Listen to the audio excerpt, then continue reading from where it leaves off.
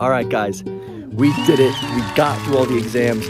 We are officially through with didactic year and moving on to clinicals, baby. The exciting part, the medicine part, the hands-on part. Let's get it. So I guess that brings up the question, Kyle, how on earth are you going to study and be prepared for internal medicine when literally anything can be on the floor? And what I have to say to that is trust in my education. Right? I went through a year and a half, and a lot of people are like, oh, a year and a half, you're not going to know everything. Well, yeah, I know that, and I got to become comfortable with that and be willing to utilize my resources. And there's a few more things I need to do in order to prepare for tomorrow. All right, so what are some of those things that I need to do to have a successful day tomorrow on my first day of internal med? Number one, the easiest thing you can do, just be kind, right? Be kind to the patients, be kind to the staff, no matter who the staff is, and just build some really good relationships, right? I think that's the easiest thing you can do and number one thing you can do. You might not know everything, and you're actually not going to know everything, but everyone knows how to be nice, and I think that is the number one thing you need to do when starting rotations, a job, really anything in life. Just be kind, right? All right, so we're gonna be kind, right? Everyone knows that, everyone knows how to do that. So what else do I need to prepare for, right? I think one that's very important is understanding my ROS. Now, people are going to be like, if you don't know, what is ROS, right? That's going to be a review of systems.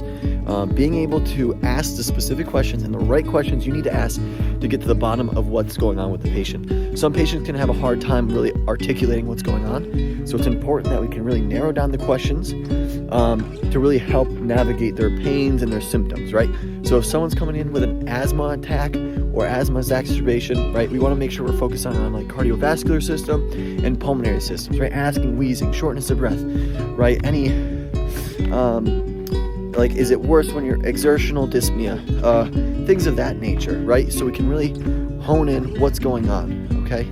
And number two, what I really want to make sure I can do is work with my preceptor and give him a solid S-bar. Now, some of you might be asking, what is an S-bar? How do you get good at an S-bar, right? An S-bar is a way of like communicating information with a preceptor or another healthcare professional. And that is, S is the situation, what's going on with the patient.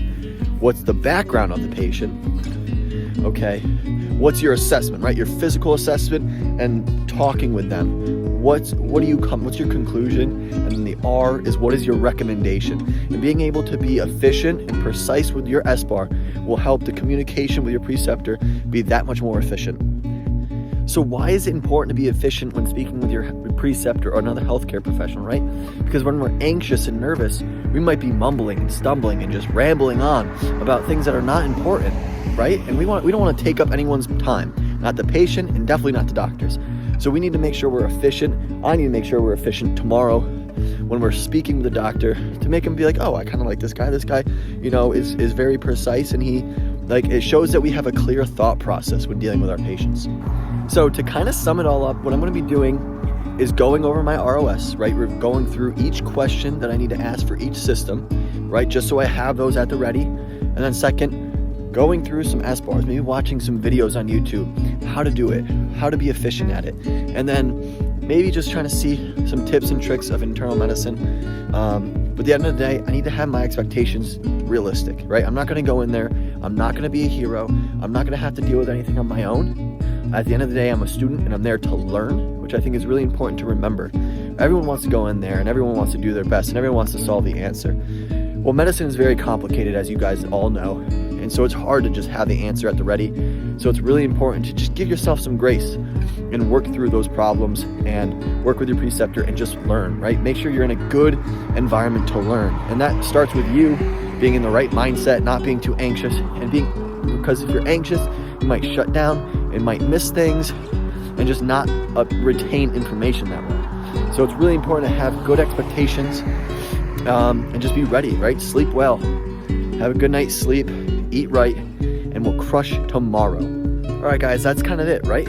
ROS, be kind, and S-bar. That's what I'm going to practice. That's what I'm going to try to do. I'm assuming tomorrow might just be orientation, so I might be a little over-prepared, but there's nothing wrong with that, you know what I'm saying? You know what I mean?